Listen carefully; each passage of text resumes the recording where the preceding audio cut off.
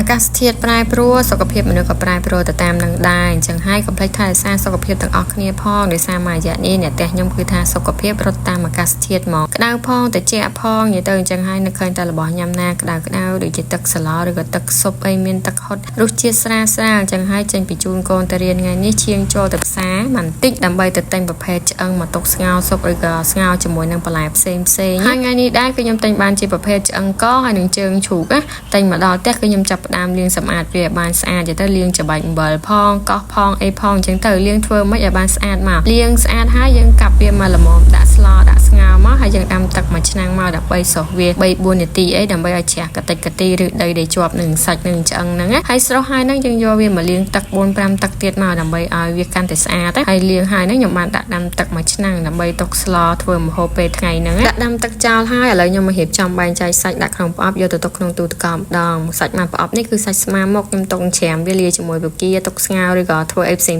ចឹងទៅតែមិនទាន់បានធ្វើទេដោយសារអត់ទាន់មានពេលហើយចំណែកពីប្រអប់នេះវិញគឺជើងជ្រូកមកប្រអប់គឺមកចាហៀងណាពីចាហៀងហ្នឹងគឺទម្ងន់ប្រហែលជា1គីឡូ6ខាំហើយសាច់នេះហើយឆ្អឹងនេះវិញគឺខ្ញុំទុកស្ងោរធ្វើម្ហូបលើហ្នឹងមកឥឡូវខ្ញុំរៀបចំសាច់ដាក់ក្នុងប្រអប់ហើយខ្ញុំយកវាទៅដាក់ទុកក្នុងទូទឹកកកសិនរៀបចំទុកដាក់សាច់ហើយហ្នឹងឥឡូវងាកមកទឹកស្លវិញឃើញថាទឹកស្លពុះហើយខ្ញុំចាប់ផ្ដើមចាក់ឆ្អឹងជ្រូកចូលហើយខ្ញុំបន្ថែមគ្រឿងយកហ្មងណាមានម្សៅស៊ុបអំបិលប៊ីចេងទឹកថៃបើសិនជាអ្នកទាំងអស់គ្នាមានដុំស៊ុបដាក់ដុំស៊ុបមកឆ្ងាញ់ជាងម្សៅស៊ុបតែដោយសារខ្ញុំចង់ប្រើម្សៅស៊ុបនឹងអស់ម្សៅស៊ុបដែលខ្ញុំទិញហ្នឹងគឺប្រភេទម្សៅស៊ុបបន្លែវាអត់សូវឆ្ងាញ់ទេអញ្ចឹងហើយខ្ញុំចង់ប្រើវាអស់ទៅឥឡូវខ្ញុំមកចិត្តបន្លែវិញបន្លែខ្ញុំថ្ងៃនេះគឺមានការ៉ុត1មើមហើយនឹងតឡាច់មួយផ្លែទូចមួយអ្នកទាំងអស់គ្នាចង់ប្រើដលងបារាំងឬក៏ជំនួសដោយល្ហុងអីក៏បានដែរតែដោយសារក្នុងទូខ្ញុំគឺមានការ៉ុតហើយតឡាច់ហ្នឹងអញ្ចឹងហើយខ្ញុំក៏ដាក់ពីរមុខហ្នឹងទៅតាមពិតទៅអ្នកតែខ្ញុំមិនសូវចូលចិត្តសាឡដែលមានបន្លែបែបហ្នឹងទេជាពិសេសគឺកូនខ្ញុំហ្មងអត់ចេះញ៉ាំតែតឡាច់ហើយអានងហ្នឹងពេលស្លម្ដងញ៉ាំម្ដងគឺថាខំចិត្តណាស់តែទោះបីជាអត់ចូលចិត្តមិនក៏ខ្ញុំបខំឲ្យញ៉ាំដែរហើយមើលការ៉ុតនេះវិញសិតតែចិត្តម៉ូតផ្កាបោបាច់អីទៀតតាមពិតទៅរហដងគ្មានដែរចិត្តស្អីទេតែថ្ងៃនេះរៀងចូលអញ្ចឹងហើយក៏ចិត្តទៅឥ